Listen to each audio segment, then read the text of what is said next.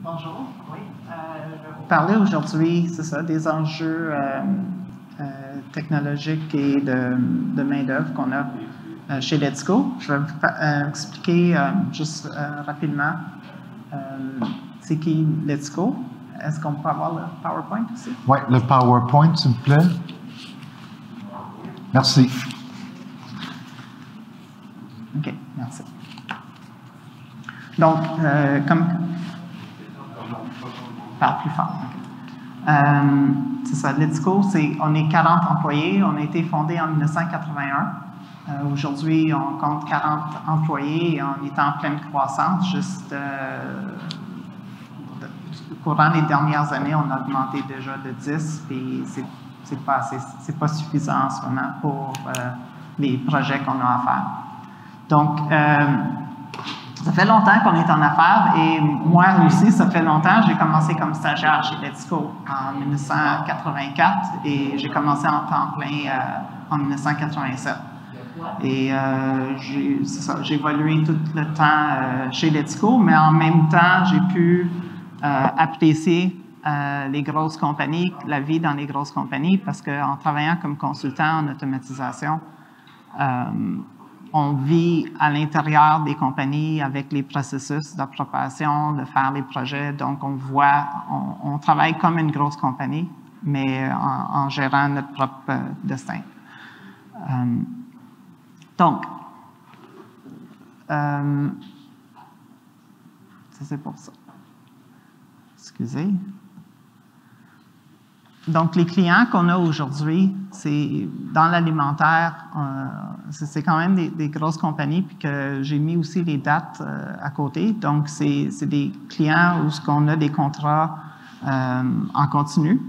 On n'est pas garanti d'avoir de l'ouvrage, mais c'est des relations de travail où en donnant un service de qualité et qu'on aide les clients à avancer au point de vue technologique, c'est un win-win pour les deux compagnies. Donc, comme vous voyez, c'est quand même une bonne base qu'on a. Le côté de pétrochimie, ça a commencé un petit peu plus tard, depuis 2005, mais ça aussi, c'est une industrie qui est quand même, qui apprécie beaucoup les connaissances qu'on a puis notre façon de faire. Et c'est des enjeux différents dans les deux sortes d'industries, mais qu'est-ce que je trouve intéressant, c'est que on prend les avantages de un puis les avantages de l'autre, puis on les combine ensemble, puis ça fait encore une solution plus intéressante.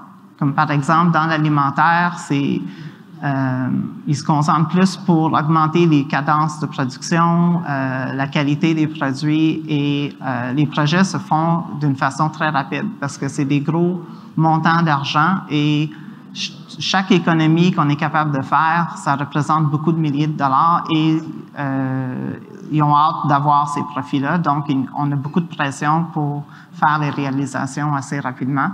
Puis dans le côté pétrochimie, c'est plus la même affaire. Ils ne se dépêchent pas pour transférer le carburant plus vite, mais eux autres, il faut que ça soit très sécuritaire, qu'il n'y ait jamais il ne faut pas avoir des accidents, il ne faut pas avoir des débordements, il faut que tout soit... Puis pas de mélange de produits. On ne peut pas mélanger le diesel avec l'essence, c'est impensable. Et donc, donc, du côté pétrolier, on fait plus de paperasse, disons, puis plus de suivi, puis on va moins vite, mais tout est documenté, prouvé, puis validé en avance. Du côté alimentaire, eux autres, ils ont plus de technologie, on fait un peu le mélange des deux. C'est très intéressant. OK. Donc, pour l'enjeu principal qu'on a avec nos employés, c'est que avec les industries avec qui on travaille, on a besoin beaucoup d'expérience avant qu'on puisse laisser quelqu'un commencer à être autonome sur les projets sur lesquels on travaille. Moi, j'ai écrit 6 à 12 mois, puis même hier, on en parlait encore, puis 6 mois, on n'a pas vraiment quelqu'un qui... C'est plus 12 et même des fois plus. Puis ça continue à croître. une des choses aussi, c'est que quand les gens sortent de l'école, ils ont les outils de base, mais on a besoin ils ont beaucoup plus de connaissances pour travailler, comme par exemple tous les standards spécifiques aux clients, les outils que nous autres, on a développés à l'interne pour faire le suivi des projets et les façons de faire pour faire l'automatisation des lignes de production. De plus en plus, spécialement avec le COVID, c'est que aussi on a des outils sur place pour supporter les clients puis faire des améliorations d'automatisation sans même être présent sur les lignes de production. On fait tout à distance. Et les différentes technologies. Donc, dans notre domaine, bien, pour la partie que nous autres on couvre vraiment, c'est le génie électrique, les plans électriques et les programmations. Des automates programmables qui font fonctionner les lignes de production ou les systèmes et les interfaces opérateurs. S'implique aussi avec les bases de données, la virtualisation. Et une partie qui est très importante et que ça prend aussi beaucoup de temps pour former les gens, c'est l'importance de la sécurité machine.